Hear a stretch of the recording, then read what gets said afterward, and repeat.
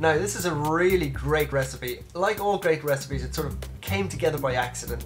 Working in a restaurant one day, just had a little bit of feta cheese left over, a little bit of mince. We were looking for a quick little appetizer and came up with this. It works super well because the feta gets crumbled into the meatballs and it adds a sort of a lovely, moist, really cheesy, nice texture.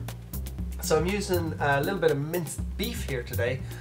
You could just as easily use minced lamb, would work really well as well. So you crumble your feta in.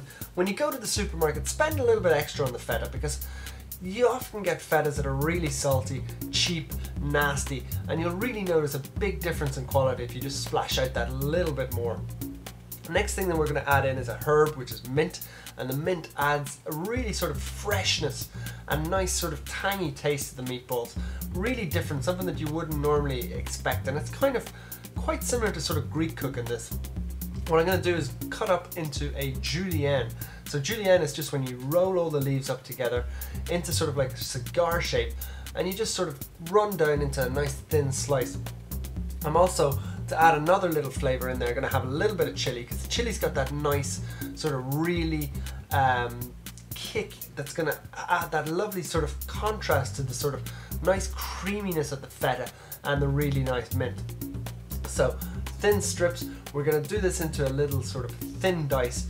Now these meatballs, you could just as easily serve them up as a little appetizer. They work great as a starter, like little simple dressed salad with them, or little mini ones which would work really well for canapes. And I think what's great about them is it's not your sort of regular dish that everybody expects to see. You bite into that meatball, you've got the lovely mint, the feta, the chili, and it's kind of like an unexpected taste that comes out, and I think most people are pleasantly surprised when they taste them. Next ingredient that we're going to add in there for two reasons is red onion. Firstly, the lovely flavour and the natural sweetness of the onion that'll happen once it cooks, and secondly, it's got that lovely sort of nice red bright colour when you bite into the meatball, and there's also a little element of the crunchiness.